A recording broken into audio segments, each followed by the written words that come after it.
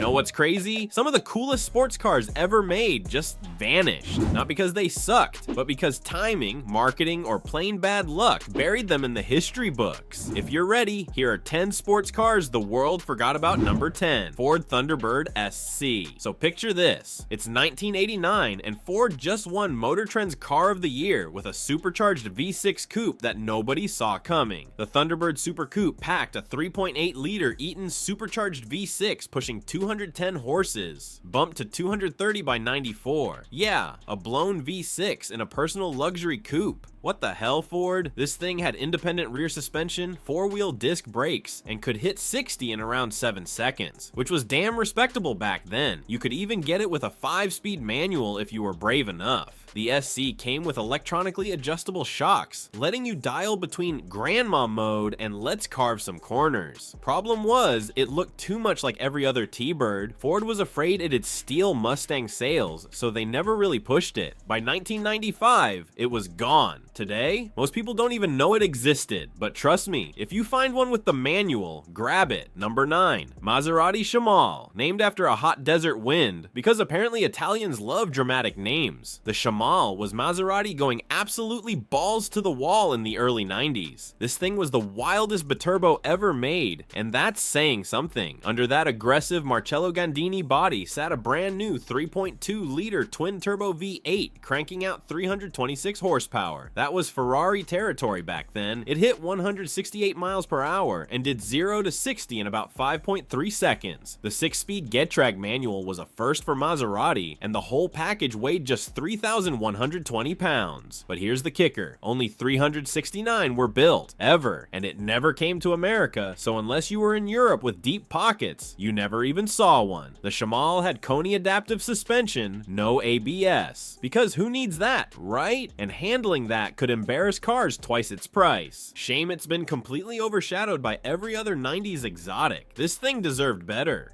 Number 8, Subaru SVX. Alright, let's talk about one of the weirdest designs ever, the Subaru SVX. Giorgetto Giugiaro, the guy who did the DeLorean, penned this thing and it shows. That window within a window design, straight from an aircraft cockpit, only the little window rolled down. The big one? Nope, that's just for looks. Under the swoopy body was a 3.3-liter flat 6 making 230 horsepower, the biggest boxer Subaru ever made at the time. It had AWD, a drag coefficient of 0.29, and could hit 143 miles per hour. Problem was, Subaru only offered it with a 4-speed automatic, no manual, not even as an option after 92. That killed it for enthusiasts right there. Only 14,000 made it to the US, and most of them died slow deaths from transmission failures and rust. But when they worked, smooth as hell, grippy, and genuinely comfortable for long hauls. The SVX was supposed to elevate Subaru's image. Instead, it became a curiosity that nobody bought. Shame. Really? Number 7, Acura TL Type S. The TL Type S was Acura's attempt to make a proper sports sedan without going full BMW. And you know what? They almost pulled it off. Almost. This bad boy packed a 3.5-liter V6 from the RL, tuned up to 286 horsepower and 256 pound-feet of torque. It looked mean too. Blacked out grille, HID projectors, 17-inch dark alloy wheels, and quad exhausts. Inside, you got heated sports seats with red gauge lighting instead of blue, navigation, and a premium sound system, all standard. No options list BS. You could get a 6-speed manual, which was clutch for a front driver, literally. But here's where it fell apart. Torque steer. Like rodeo level torque steer. Floor it from a stop and you're wrestling the wheel like you're steering a bull. Reviewers called it unruly and downright scary. Despite that, it hit 60 in under 6 seconds and handled corners better than any TL before it. But the torque steer and lack of AWD killed it. By 2008, it was gone. Now it's just a footnote. Number 6, 1999, Saab 9-3 Viggen. The Viggen, Swedish for Thunderbolt, was the last truly wild Saab before everything went corporate and boring. Named after Sweden's badass fighter jet, this thing was developed with help from Tom Walkinshaw Racing. Yeah, the racing guys. It packed a 2.3-liter Turbo 4, pushing 225 horsepower and a brutal 252 pound-feet of torque. That's more twist than a Porsche 911 from the same era. Problem, all that power went through the front wheels. So yeah, torque steer was a thing, a big thing. Evo magazine literally called it one of the worst cars they'd ever tested. Ouch. But here's the deal, if you could handle the steering wheel trying to rip itself out of your hands, the Viggen was hilarious. It hit 60 in 6.7 seconds, topped out at 155 miles per hour, and had handling sharp enough to embarrass far more expensive cars.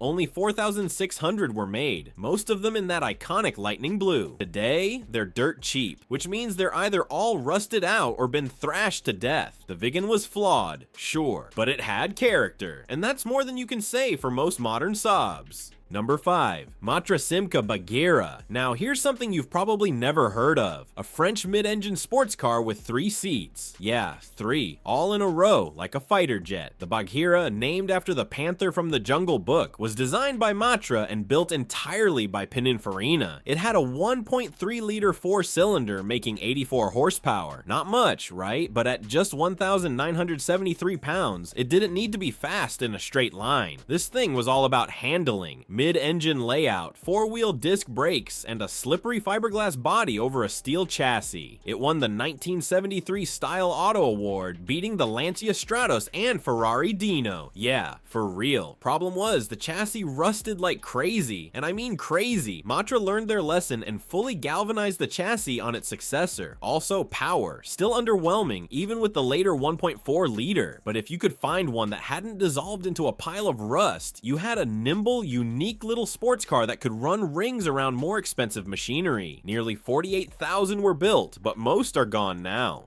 Shame. Number 4. 1996 Infiniti Q45. The original Q45 was Japan's shot at BMW and Mercedes, a luxury missile with actual performance. By 1996, the first gen was wrapping up, and people had mostly forgotten about it. Big mistake. This thing had a 4.5-liter V8, making 278 horsepower and 292 pound-feet of torque. Rear-wheel drive, multi-link suspension at all 4 corners, and the optional Q45T package added 4-wheel steering and a limited slip diff. It hit 60 in about 7 seconds and topped out at 155 miles per hour, which was genuinely quick for a luxury sedan in the 90s. Inside, pure Japanese luxury, leather everywhere, premium sound, and build quality that put German rivals to shame for reliability. The Q45 didn't have the badge prestige of a Benz or Bimmer, but it was cheaper, faster, and way more reliable. Problem was, Infiniti's weird marketing. They didn't even show the car in early ads, just trees and rocks. By the time they figured it out, BMW and Mercedes had already grabbed the market. The Q45 lived until 2006, but it never got the respect it deserved. Absolute sleeper. Number 3. Mercury Cougar. Ford's new edge styling debut came with the 8th gen Cougar, and people had opinions. Sharp creases, cat-eye headlights, and a hatchback body that didn't know if it wanted to be sporty or practical. Spoiler, it wasn't great at either. You got a 2.0-liter Zetec 4 with 125 horsepower, or a 2.5-liter Duratec V6 with 170. The V6 with the 5-speed manual was actually fun. Firm ride, decent grip, and a chassis based on the solid Contour platform. Hit 60 in about 8 seconds, which was fine, but reliability? Brutal. Alternators died constantly, the intake runner control was a known failure point, and front-wheel drive meant torque steer city. Ford hyped it as a young person's car, but young people bought Civics and Celicas instead. Sales tanked after year 1. Only 61 are left on AutoTrader today. 61. Most got thrashed and died. A few Roush editions exist with upgraded suspension and body kits, and those are actually kinda cool, but the regular Cougar, just forgettable. Number 2. Volvo S60R. Volvo making a 300 horsepower turbocharged AWD sports sedan sounds insane, because it was. The S60R was Sweden saying, screw it, let's build something fun. Under the hood, a 2.5-liter turbocharged inline, 5 cranking 300 horses and 295 pound-feet.